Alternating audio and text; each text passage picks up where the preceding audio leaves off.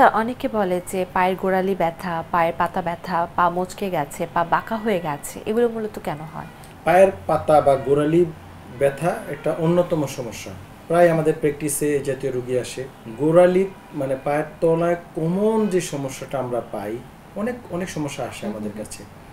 হতে পারে সেটা ইনজুরি, আঘাত পেয়ে, হতে পারে সেটা জুতোর কারণে, হতে পারে বিভিন্ন আর্থ্রাইটিস রোগে, মানে বাত রোগ, আচ্ছা। বলে বাত রোগে হতে পারে, ওভারওয়েট তা থেকে হতে পারে, পায়ের পাতার ঘটন ফ্ল্যাট না হয়, ফ্ল্যাট হয় বা এক্সাজারেট ফুট হয় তা থেকে হতে পারে, বিভিন্ন ইনজুরি পরে মস্কিয়ে, বিভিন্ন viral bacterial infection, loss of কারণে আপনার এই পায়ের পাতার বা গোড়ালিতে ব্যথা হয়ে থাকে। আমি যদি দেখাই কমন যে সমস্যাটা আমাদের, এই যে আমাদের ক্যালকেনিয়াম যে বোনস আছে গোড়ালি নিচের, এটার উপরে কিন্তু আসলে আমরা ভর দিই, হ্যাঁ, গোড়ালি পা ফেলি।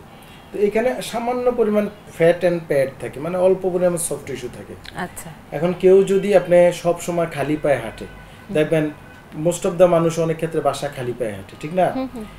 আগেরকার যে আমাদের জীবনযাপন ছিল, মানে দাদা আমাদের পূর্বপুরুষদের, তাদের আমাদের এরকম ফ্লোর তাদের পাকা ছিল না, তাদের ফ্লোর কোনো হার্ড ছিল না, তাদের ছিল মাটির ঘর এবং তাদের জীবনটা মাটির মধ্যে কাটিয়েছে।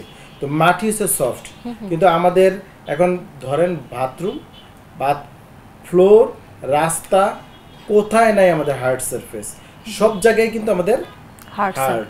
তখন এই খালি পায়ে যারা হাঁটে তাদের পায়ের তলা একটা ইনজুরি হয়, আচ্ছা, যেটা আমরা বলি প্লান্টার ফ্যাসাইটিস, কমন ইনজুরি। তখন পায়ের গোড়া রুগী বলবে সকালে পা ফেলতে কষ্ট হয়, বা বসে আছে অফিসে একটু দাঁড়াতে গেলেও সে হাঁটতে পারছে না, ব্যথা হয়। অনেক সময় এখানে হাড় বেড়ে যেতে পারে, ক্যালকিনিয়াল স্পার হতে পারে, ওভার ওয়েটের কারণে স্ট্রেস হতে হতে পেইন হতে পারে, এই পাতার ওই যে বললাম যে গঠনগত প্রবলেম হতে পারে। অনেক সময় বাচ্চাদের foot planus foot cavus deformity হতে পারে, জন্মগত বংশ, মানে আফটার ডেলিভারি পায়ের পাতার প্রবলেম। আচ্ছা। যখন স্কুল গোয়িং বাচ্চাদের এই প্রবলেমটা দেখা দেয়, তখন আমাদের কাছে যদি নিয়ে আসে আমরা এটাকে কারেকশন করে দিই। তো গোড়ালি বা পায়ের পাতার ব্যথা অনেক কারণ, মানে আমি যদি বলতেই থাকি এটা কোনো শেষ হবে না। কমনলি প্লান্টার ফ্যাসাইটিস, যেটা বললাম গোড়ালির তলায় ব্যথা, এবং হচ্ছে ইনজুরি জাতীয় সমস্যা। আর অনেক সময় জুতার কারণে, অনেকে জুতা পরছে কিন্তু জুতাটা হচ্ছে খুব শক্ত বা হিল জাতীয় কিছু, অথবা হাই হিল পরছে, তখন অ্যাঙ্কেলে ইনজুরি হচ্ছে। আচ্ছা। বা জুতাটা হচ্ছে আপনার এত হার্ড, যে যেমন সেফটি শু, আপনি জানেন সেফটি শু কাজের ক্ষেত্রে ইউজ করা হয়, তখন পায়ের তলা ইনজুরি হচ্ছে। বা ট্রাফিক পুলিশ যারা, হ্যাঁ, যে শক্ত জুতা, ভারী জুতার থেকে হচ্ছে। তারপরে বিভিন্ন আর্থ্রাইটিস রোগ থেকে হতে পারে, যেমন আর্থ্রাইটিস যদি আপনার অ্যানকালোজিং স্পন্ডিলাইটিস বা রিউমাটয়েড আর্থ্রাইটিস, তা থেকেও কিন্তু পায়ের তলায় বা গোড়ালিতে ব্যথা হতে পারে। গাউটি আর্থ্রাইটিস, তা থেকে পায়ের তলায় বা পাতায় ব্যথা হতে পারে। অনেক কারণেই হতে পারে, অনেক কারণে হতে পারে। স্যার, যার ধরেন পা মচকে গেল, তারপরে কি সে হাঁটাহাঁটি করতে পারবে? নতুন কোনো মচকানো, মানে মাত্র আঘাত পেয়েছে, মচকে গিয়েছে, সেক্ষেত্রে হাঁটাহাঁটি করা উচিত হবে না। আমরা রুগী টু রুগী ভেরি করে, কাউকে আমরা 3 দিন, 7 দিন, 10-15 দিন রেস্টে থাকতে বলি। আচ্ছা। এবং মচকে গেলে অনেক সময় পাটা ফুলে যেতে পারে। একিউট মচকে গেলে, মানে নতুন মচকালে আপনি ঠান্ডা সেক দিতে হবে, পাটা একটু এলিভেট করে রাখতে হবে। অনেক সময় আমরা ক্র্যাপ ব্যান্ডেজ দিই, ব্যান্ডেজিং করে রাখতে হবে।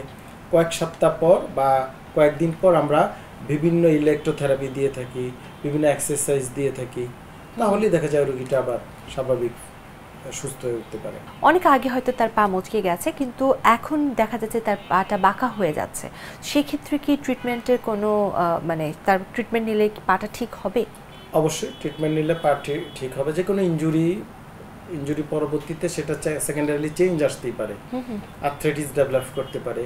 তো এই সকল রোগীর ক্ষেত্রে আমরা বিভিন্ন ফিজিওথেরাপি, পুনর্বাসন ট্রিটমেন্ট দিয়ে থাকি, বিভিন্ন এক্সারসাইজ দিয়ে থাকি, বিভিন্ন সাপ্লিমেন্ট দিয়ে থাকি, এবং রোগীর বিভিন্ন হাইট অনুযায়ী রোগীর ওজন বেশি থাকলে ওজন কমানো।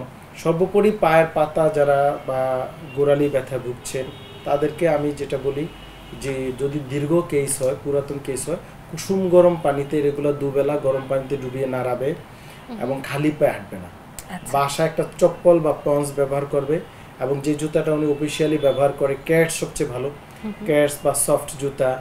মহিলারা অনেক সময় হাই হিল পরে, হাই হিলের ক্ষেত্রেও পড়তে পারে, পেন্সিল হিল না, মানে সামনেও যদি উঁচা হয় পিছনেও যেন সেম উঁচা থাকে, হিল যেগুলো এক্স্যাক্টলি, এবং সফট হইতে হবে।